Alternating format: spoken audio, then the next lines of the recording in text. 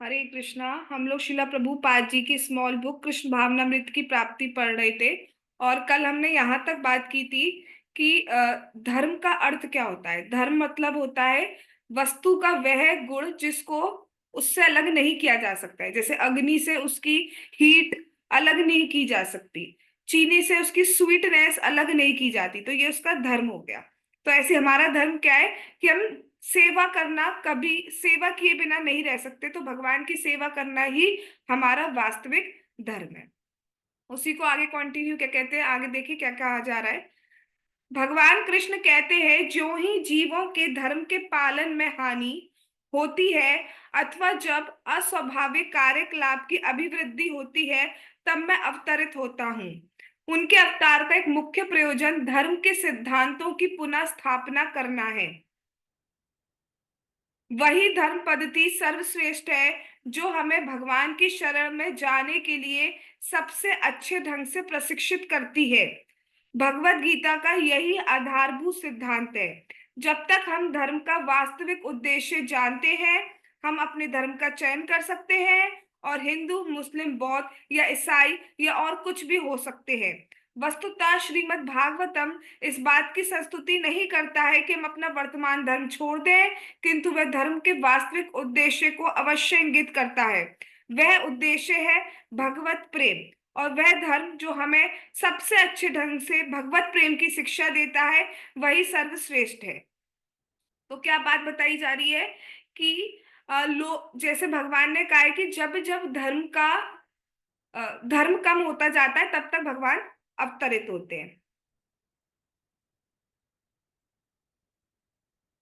यदा यदा ही धर्मस्य ग्लानिर्भवति भारत, अभ्युत्थानम् अधर्मस्य तदात्मानं सृजाम्यहम्।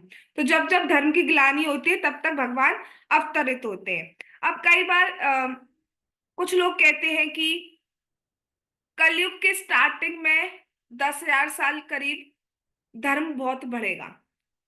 लेकिन बात क्या है, लोग वास्तविक में धर्म का अर्थ भूल गए। लोग क्या सोचते हैं कि किसी मंदिर में चले जाना ही धर्म है। सिर्फ मंदिर में जाना धर्म है, बट सिर्फ उसमें जाना धर्म है, वहां पे जाके रील्स बनाना वो धर्म है, या किसी पेड़ पर धागे बांध देना धर्म है, या कहीं जा रहे हैं तो बस वो पत्थरों से घर बना देना धर्म है।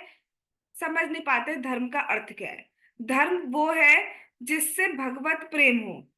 जिस धर्म के थ्रू, धर्म का अर्थ क्या है? धर्म का अर्थ है मतलब बेसिकली कुछ रूल्स रेगुलेशंस, कुछ नियम जिनको फॉलो करना होता है, सो दैट हम भगवत प्रेम की प्राप्ति कर सके, हम कृष्ण प्रेम की प्राप्ति कर सके। अब किसी पेड़ में धागे बांधने से कृष्ण कौन से कृष्ण प्रेम की प्राप्ति हो जाती है, ये हमें पूछना चाहिए। हम धर्म का अर्थ कुछ और समझने लगे आज के टाइम पे। पर धर्म का असली अर्थ क्या होता है कि वो पद्धति, वो नियम जिनके थ्रू हमें कृष्ण प्रेम की प्राप्ति होती है, वही वास्तविक धर्म है। तो भगवान आते हैं, भगवान जब देखते हैं अब कलयुग में लोग अभी उसको धर्म मान रहे हैं, सिर्फ पेड़ों पे धागे बांधने को धर्म मान ले रहे हैं, या आतंकवादी सोच रहे हैं जितने लोगों को मार दिया जाए उसको धर्म कह रहे हैं। जो क्या कहते हैं, जैसे मुस्लिम में भी कुछ शब्द होते हैं, हलाहल करना, पता नहीं क्या क्या वर्ड होते हैं, उसको धर्म कह रहे हैं। लेकिन वास्तव में धर्म का अर्थ है भगवत प्रेम, जिसके थ्रू आपको कृष्ण प्रेम जागृत हो जाए, भगवान का प्रेम जागृत हो जाए, भगवत प्रेम जागृत होता है, उसी को धर्म कहा जाता है। तो सबसे अच्छा उसको कहा जाएगा जिससे हम सबसे ज्यादा अच्छी तरीके से इजी वे में भगवत प्रेम प्राप्त कर सके। अभी इससे जस्ट पहले मैं गीता का लेक्चर सुन रही थी और उसमें बहुत ही सुंदर बात आई कि दुनिया में हम अलग अलग चीजें बनने की कोशिश करते हैं। जैसे हम इंजीनियर बनने का ट्राई कर रहे हैं, हम प्राइम मिनिस्टर बनने का ट्राई कर रहे हैं, हम असुर बनने का अगर ट्राई कर रहे हैं। सब बहुत टफ है। अगर अब देखा जाए, अगर रियली में हम ऑब्जर्व करें चीजों को, तो एक भक्त बनना ज्यादा इजी है। भक्त बनने के लिए आपको क्या करना है? 2 घंटे जाप करना है, मंगल आरती लेनी है ना, और भगवान की कथा सुननी है, बस। लेकिन अगर आप देखें बाकी बाकी चीजें बनने के लिए तो हमें क्या क्या करना पड़ता है। आईएएस बनने के लिए पता है 12 12 घंटे, 8 8 घंटे क्या क्या पढ़ना पड़ता है। तो भक्त बनना बल्कि ज्यादा इजी है। अभी वो भी कलयुग में तो सिर्फ हरे कृष्णा कृष्ण कृष्ण हरे हरे, हरे राम राम राम हरे हरे नाम संकीर्तन से ही हमें भगवत प्रेम की प्राप्ति हो जाती है। कहीं हमें 10,000 साल, 20,000 तक साल ये सब कुछ करने की जरूरत नहीं पड़ रही, ध्यान आदि करने की। तो समझ में आया वास्तविक प्रेम क्या है, सॉरी वास्तविक धर्म क्या है। वास्तविक धर्म है जिसके थ्रू हमें कृष्ण प्रेम जागृत हो जाना, वो नियम कानून फॉलो करना, वो चीजें फॉलो करना जिसके थ्रू हम कृष्ण प्रेम को प्राप्त कर पाए, हम भगवत प्रेम को प्राप्त कर पाए, दैट इज धर्म। ठीक है। अब जब भी सामने आपके सामने कई बार कुछ ऐसे अंधविश्वास, कुछ ऐसी रिचुअल्स आ जाती हैं जिनको धर्म कहा जाता है, पर वास्तविक में हमें सोचना चाहिए क्या इससे भगवत प्रेम जागृत होगा। अगर यस तो डेफिनेटली वी कैन डू। भगवान के दर्शन करने से क्या भगवत प्रेम जागृत होता है? डेफिनेटली। आप आंख बंद करके भी रिमाइंड कर सकते हैं भगवान का फेस। आज अगर किसी ने मंगल आरती के दर्शन किए तो एक बहुत ही ध्यान देने वाली बात थी, ज्यादातर भगवान के श्याम सुंदर के जो केश है वो दोनों तरफ से ढके रहते हैं, उनके ईयर्स नहीं दिखते हैं। बट आज एक तरफ के जो हेयर्स थे भगवान के, वो पीछे की तरफ थे, तो क्लियरली विजिबल थे उनके ईयर्स। डेली नहीं होते ऐसे। तो भाई ध्यान देंगे तो सब चीजें भगवान रिवील भी करेंगे, उससे तो प्रेम जागृत होता है। हम देख सकते हैं। और ये तो मैं 100% श्योरिटी के साथ कह सकती हूँ कि जो डेली भगवान की आरती देते हैं, मंगल स्पेशली मैं मंगल आरती पे फोकस इसलिए करती हूँ क्योंकि मंगल आरती में बहुत जूम करके दर्शन दिखाए जाते हैं और इतना श्रृंगार नहीं होता है कि हम देख नहीं पाते। दर्शन आरती में बहुत ज्यादा श्रृंगार होता है भगवान का। ऑल तो सुंदर तो वो भी है, लेकिन इतना जूम करके उस टाइम नहीं दिखाते हैं। लेकिन मंगल आरती में अगर आप देखेंगे तो 100% श्योरिटी से कहा जा सकता है कि डेली भगवान एक से नहीं दिखते हैं। 110% नहीं दिखते हैं, नहीं दिखते हैं, नहीं दिखते। तो उसका मतलब दर्शन करने से, मंगल आरती अटेंड करने से हमें भगवत प्रेम प्राप्त हो सकता है। नाम जाप करने से हो सकता है डेफिनेटली, क्योंकि हम भगवान का नाम सुन रहे हैं, साक्षात भगवान हमारी टंग पर आ रहे हैं। भगवान की कथा सुनने से क्या भगवत प्रेम प्राप्त होगा? यस, हमें भगवान के गुण पता चलेंगे। अगर एक मैं बहुत ही मटीरियलिस्टिक एग्जाम्पल ले रही हूँ, वैसे तो कथा में नहीं लेना चाहिए, बट समझाने के तौर पर, अगर आप कोई भी चीज ले लो, फॉर एग्जाम्पल किसी को इच्छा हुई कि मैं अमेरिका जाऊं, तो उसको इच्छा क्यों हो गई कि मैं अमेरिका जाऊं? क्योंकि उसने अमेरिका के बारे में बहुत सुन रखा है, सुन रखा होगा। वहां पर ये है, वहां पर ये फैसिलिटी है, वहां का एनवायरनमेंट ये है, वहां पे जाओ तो ये होता है, वहां पे ये होगा, ये करने को मिलेगा, वो करने को मिलेगा। तो उससे क्या हुआ, हमारे अंदर अमेरिका को लेकर बहुत ही अच्छी बुद्धि हो गई कि हाँ हमें वहां जाना चाहिए। इसी तरह अगर भगवत प्रेम प्राप्त करना है, कृष्ण से प्रेम करना है, तो हमें कृष्ण के बारे में ज्यादा से ज्यादा सुनना होगा। हम जब सुनेंगे भगवान के गुणों के बारे में, तब हमें लगा कि भगवान में कितने सारे गुण हैं, भगवान कितने सुंदर हैं, भगवान कितने दयावान है, भगवान कितने महान है, उसके बाद भी भगवान कितने उदार है, भगवान हमारा कितना पालन कर रहे हैं, भगवान हमेशा हमें क्षमा कर रहे हैं, इत्यादि इत्यादि बहुत सारे एक्सेट्रा एक्सेट्रा। तो उससे हमारा ऑटोमेटिकली भगवान से प्रेम जागृत होता है। इस जगत में भी हम देखें कि कोई प्रेमी प्रेमिका है तो एक दूसरे के बारे में सुनेंगे तब पता चलेगा, कोई बताएगा ऐसा है, ऐसी है, उसके अंदर देखो ये क्वालिटीज है, तब सुन सुन के हमें उसको लेके एक विजन हो जाता है कि बहुत अच्छा है या बहुत अच्छी है। अगर कोई उसके दुर्गुण ही बताता जाए, उसके अंदर ये है, उसके अंदर ये है, तो हमारे अंदर दोष बुद्धि डेवलप हो ही जाती है। इसी तरह अगर हम भगवान के बारे में ज्यादा से ज्यादा सुनते हैं तो हमें डेफिनेटली भगवत प्रेम जागृत होता है। इसलिए ये जो प्रोसेस हम हमें शिला प्रभुपाद जी ने दिए कि नाम जाप करना है, हमें कथा श्रवण करनी है डेली, हमें दर्शन करने हैं, हमें प्रसादम ही पाना है, उससे क्या होता है हमें हमेशा रिमाइंड रहता है। प्रसादम से क्या होता है, हमें याद रहता है भगवान के बारे में कि हम भगवान के लिए बना रहे हैं, भगवान का झूठा खा रहे हैं। हम हर एक का झूठा खा सकते हैं? राह चलते का चलो प्लेट में दिख रहा है खा लो उठा के, ऐसा कोई कर तो पाएगा नहीं। जिससे प्रेम कर सकते हैं उसी का ही खा सकते हैं। तो अगर आप कृष्ण का झूठा खा रहे हैं तो ऑटोमेटिकली कृष्ण से प्रेम डिवेलप हो रहा है या नहीं हो रहा है? तो पूरा प्रोसेस ऐसा है, भक्ति प्रोसेस ही ऐसा है जिसके थ्रू भगवत प्रेम जागृत होता है। इसलिए वास्तव में धर्म क्या है? भक्ति। लेकिन हो क्या रहा है आज के टाइम पर? इस युग में विशेष रूप से जनता की विवेक चेतना में सामान्य ह्रास हुआ है। कुछ ही लोग याद रखते हैं कि ईश्वर है, किंतु अधिकांश लोग उन्हें भूलते जा रहे हैं। अतः वे सुखी नहीं रह सकते। लोग सोच रहे हैं कि ईश्वर मर चुका है, या ये कि ईश्वर के प्रति हमारा कोई कर्तव्य नहीं है, या ईश्वर है ही नहीं। इस प्रकार के विचार कभी सुख का मार्ग प्रशस्त नहीं कर सकते।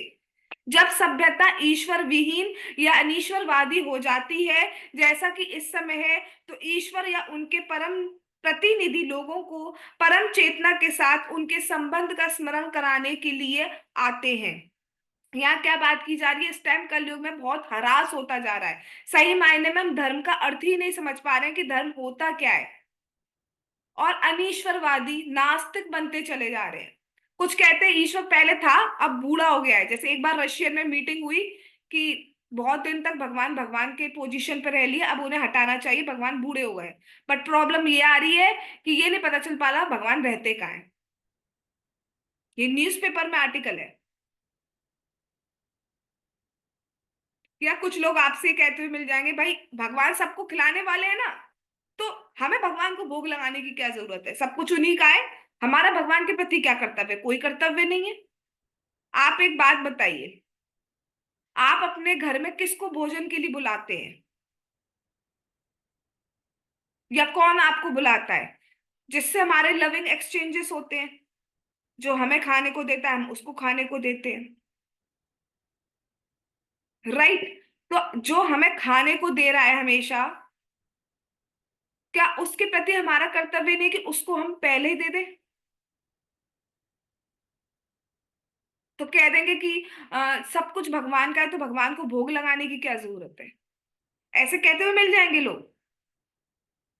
या कहेंगे कि भगवान है ही नहीं, भगवान होते तो ये होता, भगवान है ही नहीं। अगर भगवान है ही नहीं तो कौन डाइजेस्ट करवा रहा है, कौन कंट्रोल कर रहा है इस यूनिवर्स को, इस प्रकृति को, इस नेचर को? कैसे सूरज डेली आ जा रहा है, कैसे टिकी हुई है पृथ्वी? ग्रेविटेशनल फोर्स किसने बनाया? हमने चलो डिस्कवर कर दिया ग्रेविटेशनल फोर्स की वजह से होता है, लेकिन ग्रेविटेशनल फोर्स बनाया किसने? अपने आप मैं सोचू कोई फोर्स बन जाए तो कुछ नहीं बन पाएगा ना। बनाया किसने, ये क्वेश्चन अराइज नहीं होता है। इसलिए सुख के मार्ग में कभी नहीं आ सकते जब तक भक्ति नहीं करेंगे, अगर भगवान को प्रसन्न नहीं करेंगे, तो हम सुख के मार्ग में कभी आ ही नहीं सकते। एक के बाद एक टेंशन लगी ही रहती है। तो जब देखा जाता है कि नास्तिकतावाद बढ़ रहा है, ईश्वर विहीन हो रहे हैं लोग, तो उस समय भगवान या तो स्वयं आते हैं, या अपने किसी रिप्रेजेंटेटिव लाइक शिला प्रभुपाद जी को भेजते हैं, सो दैट हमें भगवान के बारे में जानकारी हो सके, हमें स्मरण हो सके कि हमारा भगवान के साथ क्या संबंध है। जब शीला सनातन गोस्वामी ने भगवान श्री चैतन्य से पूछा, स्वयं सनातन गोस्वामी जी भगवान से पूछ रहे हैं, चैतन्य महाप्रभु से, मैं कौन हूं? तीन क्वेश्चन पूछ रहे हैं, ध्यान से सुनिए। मैं कौन हूं? मैं सदैव दुखी अवस्था में क्यों रहता हूं? सब जीवों की स्थिति क्या है? ये क्वेश्चन हमारे भी होते हैं, अगर कुछ सुकृति है तो। कि मैं कौन हूं, कहाँ से आया हूं, शरीर छोड़ने के बाद कहाँ जाऊंगा, क्यों मुझे इसी परिवार में जन्म मिला, क्यों मुझे यही बॉडी मिली, क्यों मुझे इंडिया में ही बॉर्न मिला, एटसेट्रा एटसेट्रा। या कई बार ऐसा होता है हमारे में ये क्वेश्चन आ जाता है, मैंने तो कुछ भी नहीं किया, फिर ये अचानक से दुख की अवस्था आ कहां से गई? ऐसा मैंने क्या पाप किया था भगवान जो मुझे ये दुख देखने को मिल रहा है? आ सकता है क्वेश्चन, आ ही जाता होगा। ऐसा मैंने क्या कर दिया, ये क्वेश्चन हम भगवान से क्या ही देते हैं।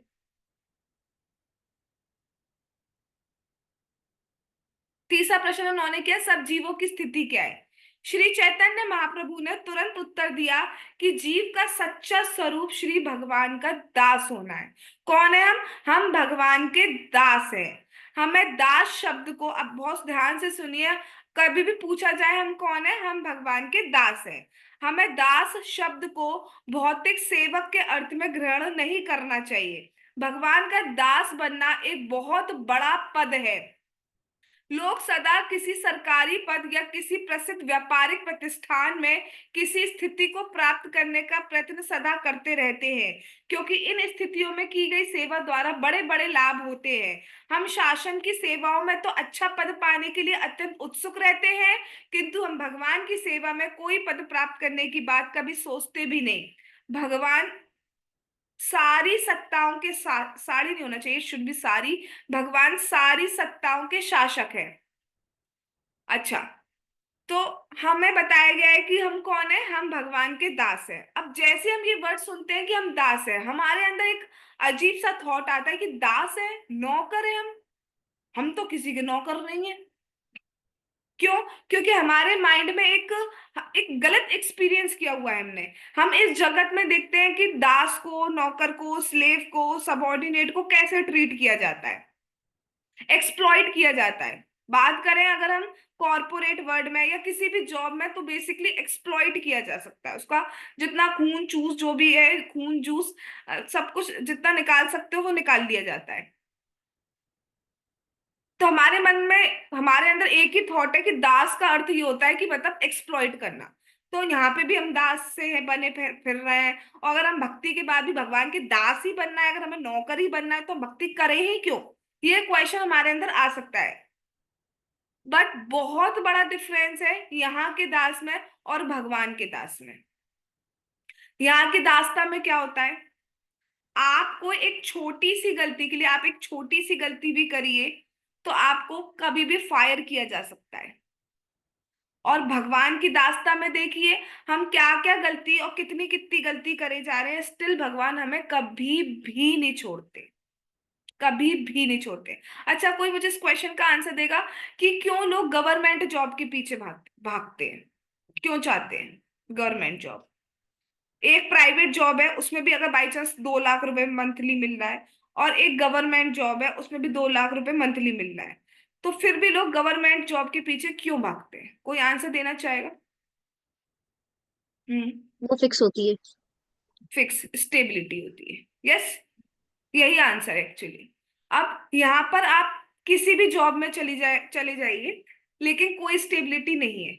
लेकिन भगवान क्या कह रहे हैं, यद गत्वा निवर्तन्ते तद धामा परमम मम।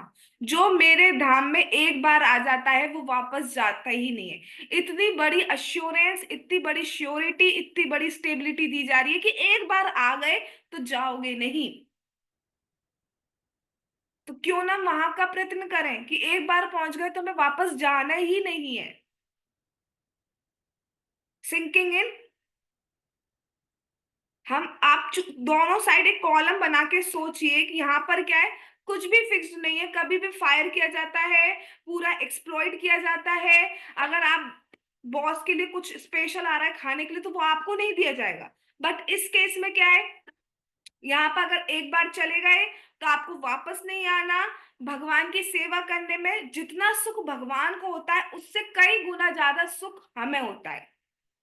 इवन स्वयं भगवान कृष्ण कहते हैं कि मैं इतना सुख रिलिश नहीं कर पा रहा हूं, जो मैं देख रहा हूँ कि श्रीमती राधा रानी मुझे देख के रिलिश कर रही हैं, जो मेरे भक्त मुझे देख के रिलिश करते हैं। इसलिए भगवान स्वयं चैतन्य महाप्रभु के रूप में आते हैं और देखते हैं कि भक्त बनने पर कितना सुख होता है, और पाते हैं कि भक्त ज्यादा सुखी होता है एज कंपैरिजन टू भगवान।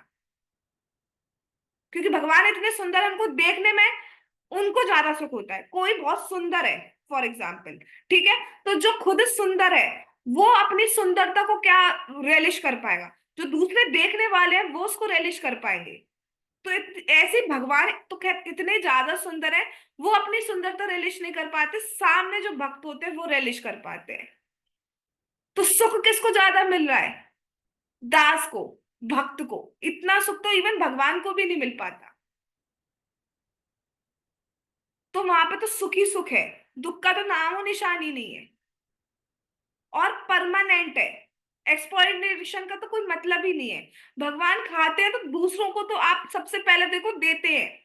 आप देखो मंदिर में अगर फूल दिया जा रहा है भगवान को, उसके बाद हमें भक्तों को दिखाया जाता है। आरती दी जा रही है, आरती भक्तों को दिखाई जाती है। प्रसादम भोग लगाया जा रहा है भगवान के, तो उसके बाद प्रसादम भक्तों को दिया जाता है। ये भगवान तो बिल्कुल भी एक्सप्लॉइट नहीं करते हैं। तो समझ गए हमें अपना फोकस कहाँ। हाँ ठीक है, जगत में सरवाइव करने के लिए, भक्ति करने के लिए जो रिस्पॉन्सिबिलिटीज है उसको हम कर रहे हैं, लेकिन भक्ति को छोड़कर कर रहे हैं तो हम वेस्ट ही कर रहे हैं। और हम सोचते हैं हम कल कर लेंगे, कल कर लेंगे, कल कर लेंगे, हमें नहीं पता कितने कल है अभी हमारी जिंदगी में।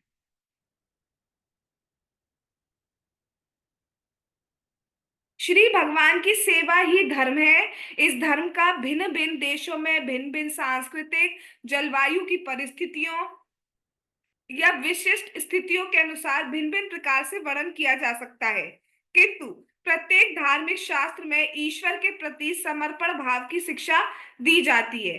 कोई शास्त्र नहीं कहता कि ईश्वर नहीं है या जीव के रूप में हम स्वतंत्र हैं। ना ऐसा बाइबल कहती है, ना कुरान कहते हैं, ना वेद कहता है।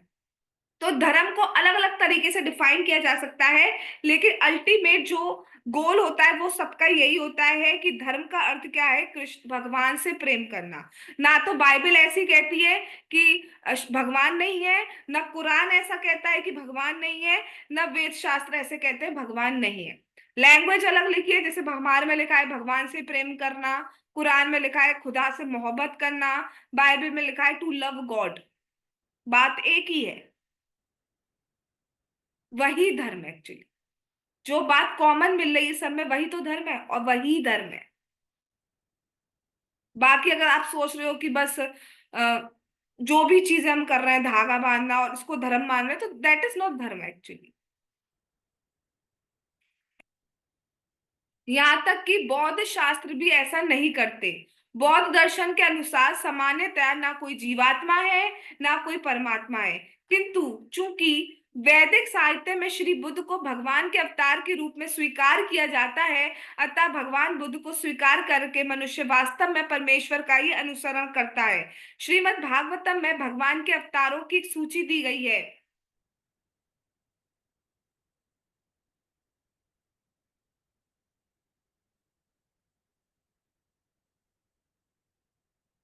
जिसमें भगवान बुद्ध को भी एक अवतार के रूप में स्वीकार किया गया है। तथा कलो संप्रवर्तते सम्मोहाय सुरद्विषाम बुद्धो नाम नंजन सोता की कटेशु भविष्यति। श्रीमद् भागवतम की रचना पांच व्यासदेव द्वारा 5,000 वर्ष पूर्व की गई थी और भगवान बुद्ध 2,600 वर्ष पूर्व अवतरित हुए थे।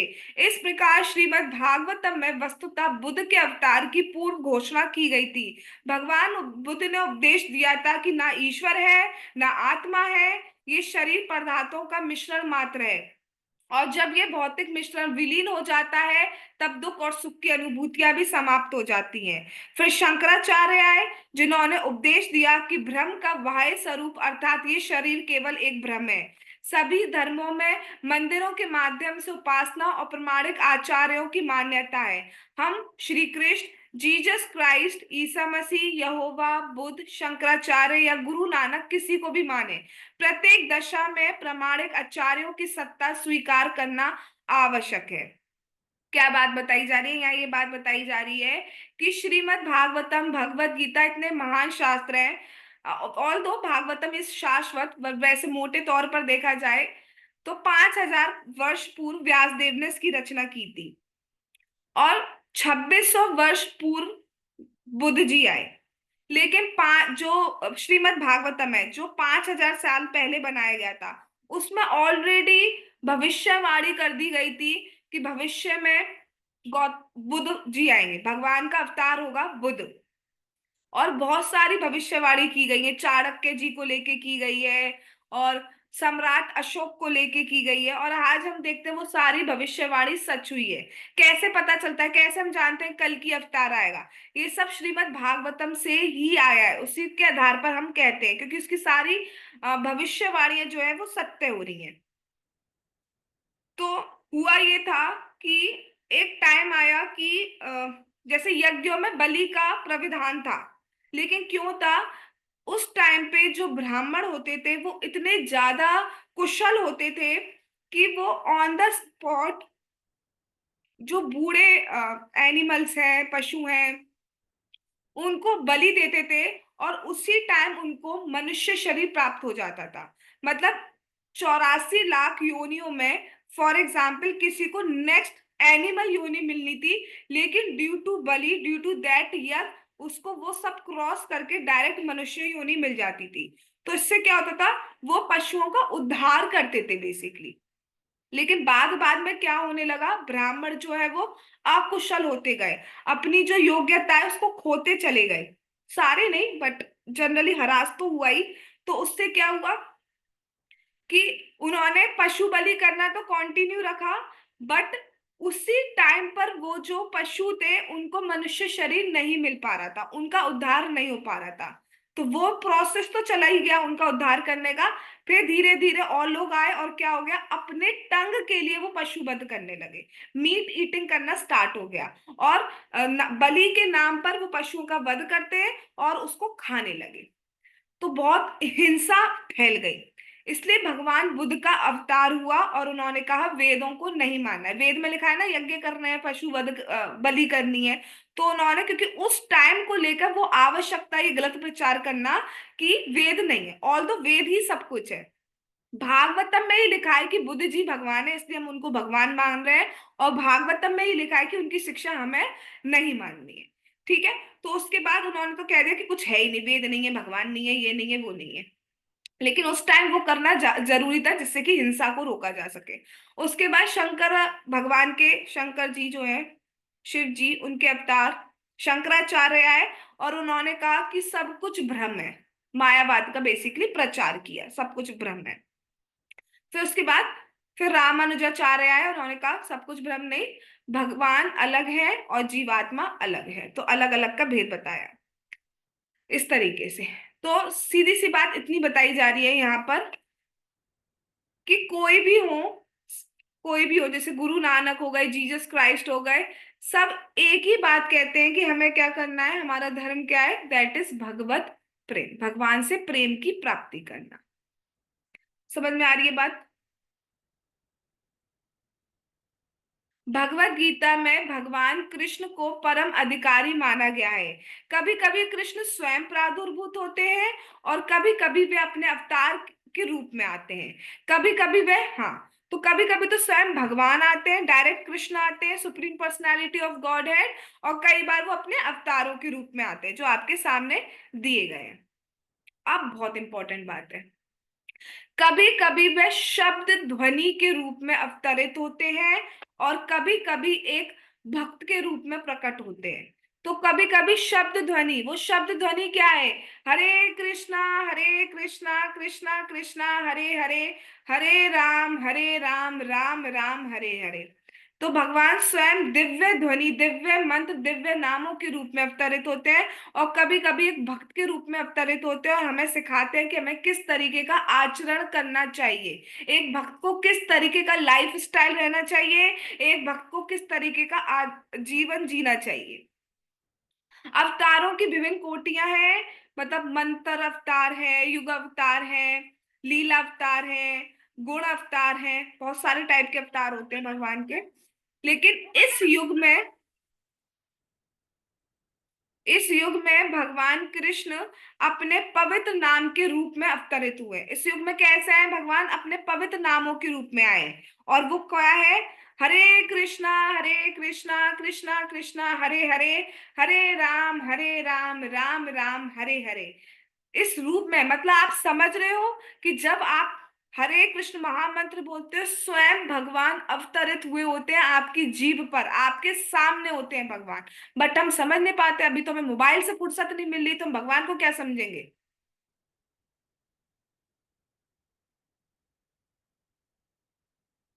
भगवान श्री चैतन्य महाप्रभु ने संपुष्टि की है कि इस कलयुग में कृष्ण शब्द ध्वनि के रूप में अवतरित हुए हैं। ध्वनि भी एक स्वरूप है जिसे श्री भगवान धारण करते हैं। इसलिए कहा जाता है कि कृष्ण और उनके नामों में कोई भेद नहीं है। बट हम तो इतने कंटैमिनेटेड है, हम आप सब एक ही बात है कि हम समझ नहीं पाते हैं। तो समझने का तरीका क्या है, कैसे समझेंगे कि कृष्ण और उनके नाम में कोई भेद नहीं है, भगवान का नाम लेकर ही समझेंगे, और कोई तरीका नहीं है। इसको करते जाना है, करते जाना है, करते जाना है, एक दिन सब रिवील हो जाए। रोक दिया तो कुछ रिवील नहीं होना है।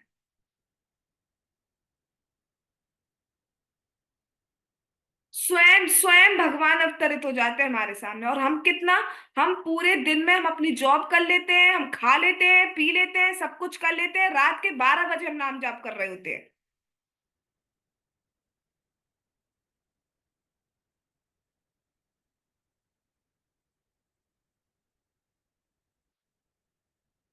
आज लोग श्री भगवान के साथ अपने संबंध को भूल गए हैं, किंतु कृष्ण के पवित्र नाम के रूप में उनका ये अवतार, ये हरे कृष्ण संकीर्तन समस्त लोगों, संसार के लोगों को इस विस्मृति से मुक्त कर देगा। जो हमारी याददाश्त चली गई है ना कि हमारा भगवान से क्या संबंध है, उसकी एकमात्र दवा यही है, हरे कृष्णा कृष्णा कृष्णा हरे हरे, हरे राम राम राम हरे हरे। इसको जपते रहिए।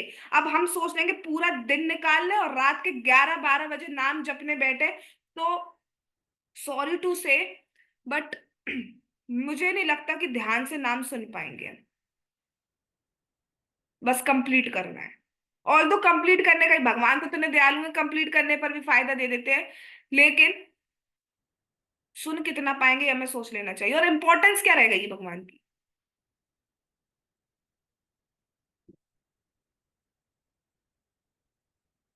सारी, इवन प्रभुपाद जी कहते हैं सारी सेवा बाद में है, सबसे पहले सेवा है नाम सेवा। 1 दिन हो, 2 दिन हो, ठीक है, रोज का।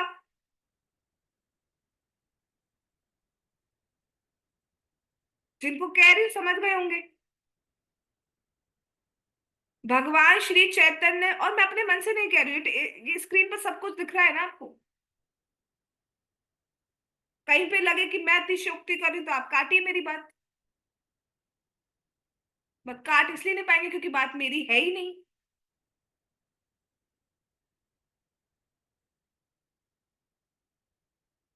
भगवान श्री चैतन्य महाप्रभु की घोषणा है, अब सुन लो भाई, घोषणा है भगवान की। हम भगवान गौरा निताई के सामने खड़े तो हो जाते हैं, लेकिन उनकी बात ही को नहीं मान रहे। क्या घोषणा है भगवान की? यदि हम स्वयं कृष्ण नाम का कीर्तन करें या कीर्तन के साथ संबद्ध हो जाएं, तो हम जीवन की सर्वोच्च परिपूर्ण सिद्धि तक पहुंच जाएंगे। और वो परिपूर्ण सिद्धि क्या है? भगवान तक पहुंच जाएंगे। हमें याद हो जाएगा, हमें पता चल जाएगा भगवान। अगर मैं पूछूं कृष्ण कौन है, कोई कोई भी एक अनम्यूट करे अपने को, कोई भी। तू कर तू कर तू भगवान। कर। हाँ, जिसने भी किया है, कृष्ण कौन है?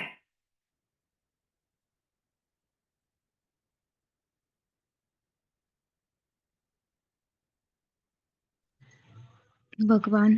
भगवान है। कृष्ण आपके कौन है? मित्र। कौन है कृष्ण आपके?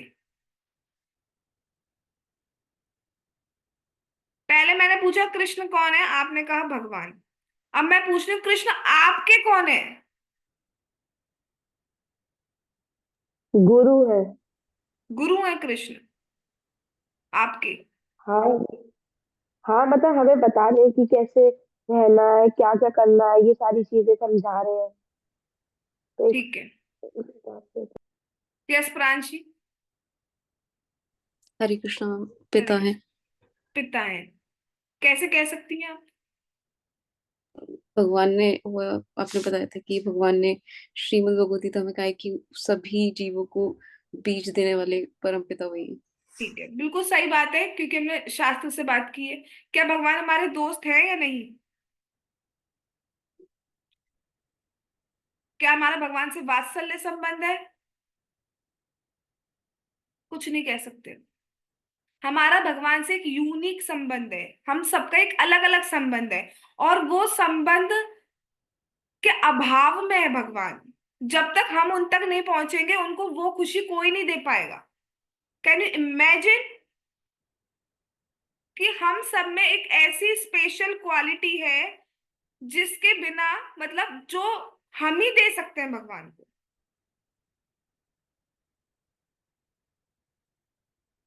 हम सबका एक स्पेशल यूनिक रिलेशन है भगवान का से। और जब हम ये चैंटिंग करते हैं हरे कृष्ण महामंत्र की, उससे हमें रिवील होगा कि वो संबंध क्या है भगवान से। आप दोस्त हैं भगवान के, हम साख्य रस में, हम दास्य रस में, हम वात्सल्य रस में, हम माधुर्य रस में, हम शांत रस में, हम किस रस में भगवान के, ये हमें तब पता चलेगा।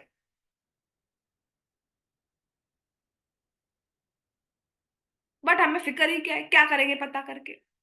पहले यहाँ के रसों को तो देख लें हम। मोबाइल से फुर्सत नहीं मिल पा रही, और तो हम बाद के रस तो बाद में देख लेंगे।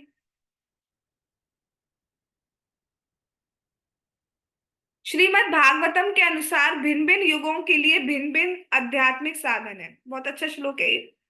कृते यद्ध्यायतो विष्णु त्रेतायाम यजतो मखे द्वापरे परिचर्यायाम कलो तद हरि कीर्तनात्। क्या कहा जा रहा है? कृते यद ध्यायतो विष्णु। सतयुग में क्या था साधन? भगवान विष्णु पे, भगवान कृष्ण पे ध्यान करना। त्रेतायाम यजतो मखे, त्रेता युग में क्या था? यज्ञ करना। द्वापरे परिचर्यायाम, द्वापर में क्या था? डीटी वर्शिप, परिचर्या डीटी वर्शिप करना। कलो तद हरि कीर्तनान, और कलयुग में क्या है? हरि कीर्तन, हरे कृष्ण कृष्ण कृष्ण हरे हरे, हरे राम राम राम हरे हरे।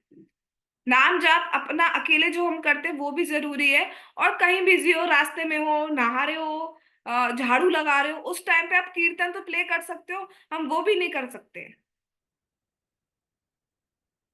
वो भी तो भगवान का नाम है। कल मैं कहूँ सबको एक एक नई नई टोन बना के मतलब याद करके आनी है हरे कृष्ण कीर्तन की, कितने लोग रेडी हो पाते हैं? पांच, चार पांच तो मना ही कर देंगे, हम आज नहीं कर पाए, हम कल नहीं कर पाए, हम ये नहीं कर पाए, हम वो नहीं कर पाए।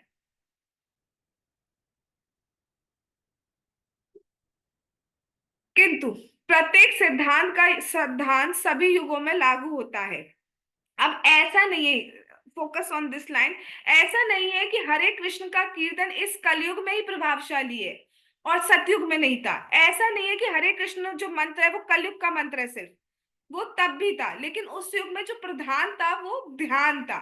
लेकिन इसमें तो हरे कृष्ण महामंत्र का सिर्फ कीर्तन करना है, आपको नाम जप करना है, उससे ही आपको सर्वश्रेष्ठ पद की प्राप्ति हो जाएगी, भगवान की प्राप्ति हो जाएगी, भगवत प्रेम की प्राप्ति हो जाएगी।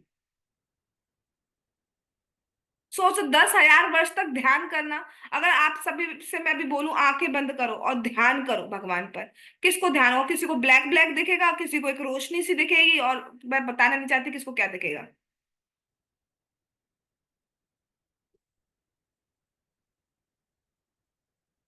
और उसके बाद सूखे पत्ते खाने हैं, खा लेंगे। अभी 2 बजे तक, 3 बजे तक भूख खाने को नहीं मिलता तो हम बहरा से जाते हैं। कल 12 बजे तक की फास्टिंग है, नून की। तो उसी में सोचना क्या प्लानिंग कि 12 बजे के 12 बजे क्या खाना है, ये प्लानिंग हो जाती है पहले।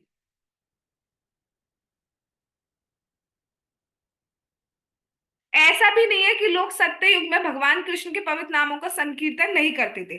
तब भी जब किया जाता था तब भी भगवान का नाम लिया जाता, क्योंकि कोई भी साधन अपना लीजिए, अगर भगवान का नाम नहीं लिया जा रहा वो पूरा नहीं होता है, इसलिए भगवान का नाम तो लिया ही जाता था। आप इवन जो शादी करते हैं तो शादी में जो यज्ञ किया जाता है उसमें भी वो बोलते हैं ना, जो मंत्र बोलते हैं वो भी विष्णु मंत्र होते हैं, मंगल भगवान विष्णु ऐसे करके जो मंत्र बोला जाता है, तो उसमें भी भगवान का नाम लिया जाता है। बिना भगवान के नाम तो कुछ भी चीज पूरी ही नहीं हो पाएगी। लेकिन अब पता है ना कलयुग में ना तो लोग ध्यान करेंगे, कि ध्यान करेंगे तो या तो सो जाएंगे या उल्टी सीधी चीजों का ध्यान करेंगे। यज्ञ कर नहीं सकते क्योंकि इम्प्योरिटी इतनी आ गई, ना तो घी प्योर है, ना ब्राह्मण करने वाले प्योर है, ना कोई और सामग्री प्योर रह गई है, तो यज्ञ भी हट गए। तीसरा क्या था? Deity worship. डीटी वर्शिप जिस लेवल की करनी चाहिए, जितनी शुद्धता के साथ करनी चाहिए, तो हमारा तो नहाना धोना इतना महान है, और जितनी जिस लेवल की करनी चाहिए भगवान की वो हम कर नहीं पाते। तो सिर्फ क्या बचता है? हरे कृष्ण महामंत्र, और वो ऐसा नहीं डिग्रेड हो गया, वो इतना प्रभावशाली है कि जो गति हमें 10-10 हजार साल तक ध्यान करने से प्राप्त नहीं हो पाती, वो सिर्फ भगवान का नाम लेने से प्राप्त हो जाती। और महान मुनिगण 60,000, मैं तो 10,000 कह रही थी, यहाँ तो 60,000 वर्ष लिखा है, सी 60,000 वर्ष की अवधि से भी अधिक ध्यान करते थे। 60,000 ईयर्स। किंतु इस कलयुग में हमारी जो है अल्पायु है, कम जीते हैं, तो वो ध्यान द्वारा पॉसिबल नहीं है। इसलिए स्पेशली इस युग में संस्तुति की गई है कि हम सब एक साथ बैठकर हरे कृष्ण का कीर्तन करें, कीर्तन करें, नाम जाप करें। हम तो एक साथ नाम जाप भी नहीं करना चाहते, उसमें भी अलग चीजें निकाल दी गई हैं, उसको क्या मैं सब बोलना नहीं चाहती। हम एक साथ नाम जाप भी नहीं करना चाहते। करते हैं तो कितना सिंसियरली करना चाहिए वो हम सब जानते हैं, हम कहाँ गलती कर रहे हैं, मुझे बताने की जरूरत नहीं है। जहां अगर हम सोचते हैं ना हम अकेले कर लेंगे, तो एक बार अपना अकेले वाला जप रिकॉर्ड करिए और उसको फिर उसके बाद सुनिए, आपको पता चल जाएगा आप नाम जाप कर कैसे रहे हैं। ये 16 राउंड में से एक्चुअल कितनी माला हो रही है।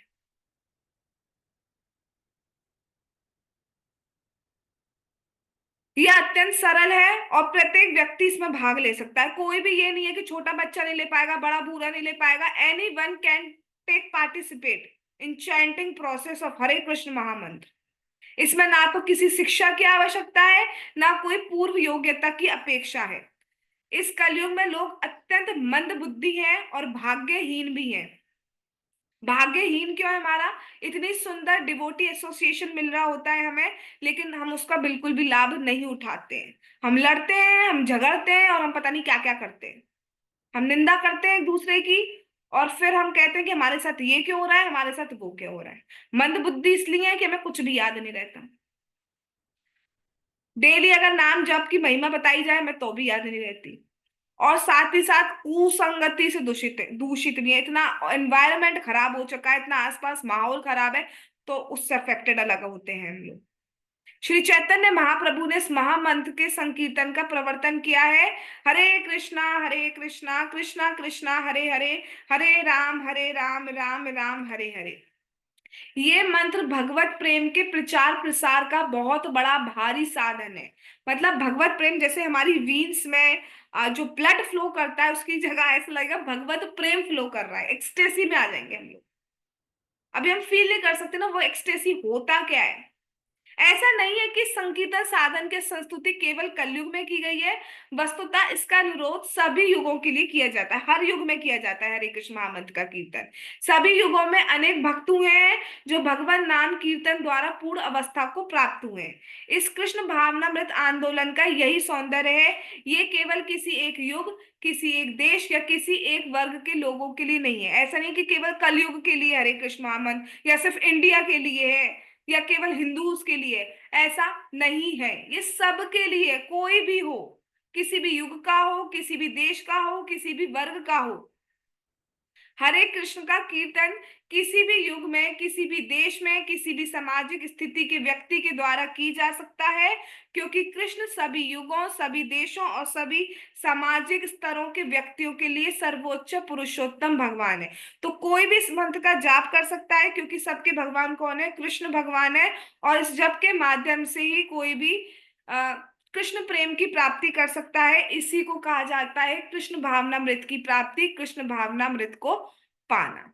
यहाँ भगवान की कृपा से हमारा ये बुक कंप्लीट हो गई। आज चैप्टर 6 कंप्लीट होने के साथ ही हमारी बुक जो है कृष्ण भावनामृत की प्राप्ति, ये कंप्लीट हुई। जगत गुरु श्रीला प्रभुपाद की जय, कृष्ण भावनामृत प्राप्ति की जय, श्री श्री गौर निताई की जय, श्री श्री कृष्ण बलराम की जय, श्री श्री ललिता विशाखा राधे श्याम की जय, श्री वृंदावन धाम की जय, हरे कृष्ण महामंत्र की जय, श्री जगन्नाथ श्री बलदेव श्री सुभद्रा महारानी की जय, निताई गौर प्रेमानंदे हरि हरि बोल। हरे कृष्णा कृष्ण कृष्ण हरे हरे, हरे राम राम राम हरे हरे। वंशा कल्पतरुभ्यश्च कृपा सिन्धुभ्य एव च पतितानां पावनेभ्यो वैष्णवेभ्यो नमो नमः। All glories to assembled devotees. Hare Krishna. Thanks for coming.